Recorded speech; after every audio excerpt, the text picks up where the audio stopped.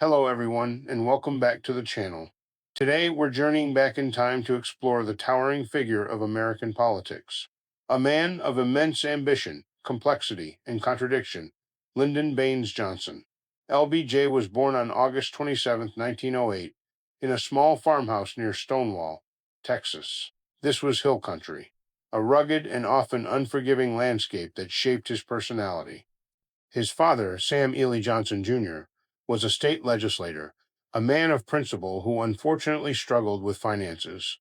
His mother, Rebecca Baines Johnson, was college educated and cultured, instilling in young Lyndon a love for learning and a fierce desire to escape the poverty that shadowed his childhood. He wasn't an only child. He had four siblings: Rebecca, Josepha, Sam Houston, and Lucia. Growing up, Lyndon was a bundle of restless energy.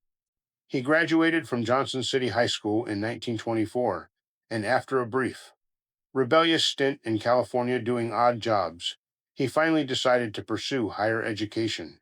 He enrolled at Southwest Texas State Teachers College, now Texas State University.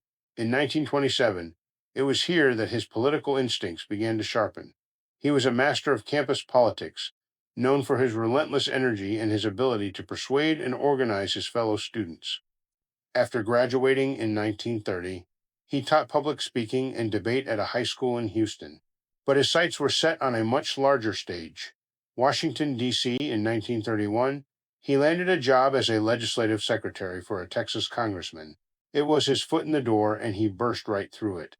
He was a whirlwind of activity, learning the intricate dance of congressional power, making contacts, and working tirelessly. It was during this time he met Claudia Alta Taylor, better known as Lady Bird. They had a whirlwind romance, and he proposed on their very first date.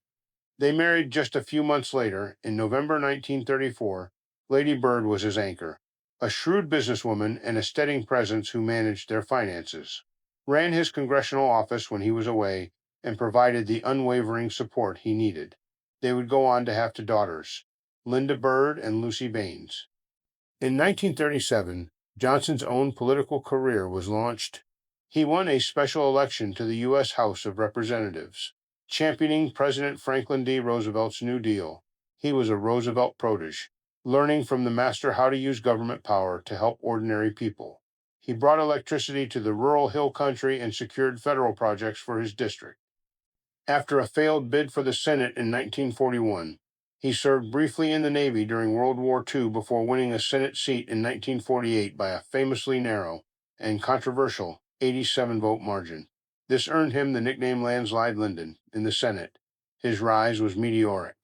By 1955, he was the Senate Majority Leader, one of the most powerful positions in Washington.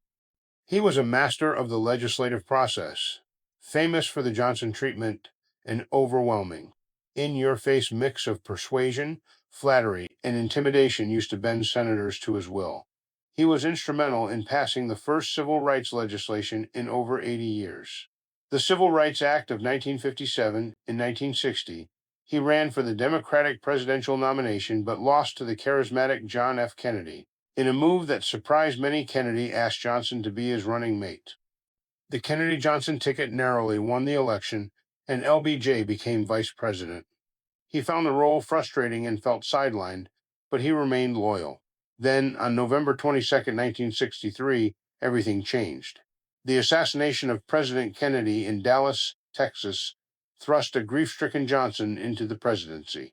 In that moment of national trauma, he provided a sense of stability and continuity. He famously told the nation, "Let us continue." And continue he did. Johnson immediately harnessed the nation's grief and his own formidable legislative skills to push through Kennedy's stalled agenda. He declared a war on poverty and envisioned a great society, a nation where abundance and liberty were shared by all. The result was a breathtaking flurry of legislation. The Civil Rights Act of 1964, the most sweeping civil rights law in American history, outlawed discrimination based on race, color, religion, sex, or national origin. The following year, he signed the Voting Rights Act of 1965, which dismantled the legal barriers that had prevented African Americans from voting for a century. His Great Society programs were vast, creating Medicare and Medicaid to provide health care for the elderly and the poor. Head Start for preschool education, and pouring federal funds into education and urban renewal. It was the most ambitious expansion of the federal government's role in American life since the New Deal, but a shadow loomed over all these domestic achievements: Vietnam.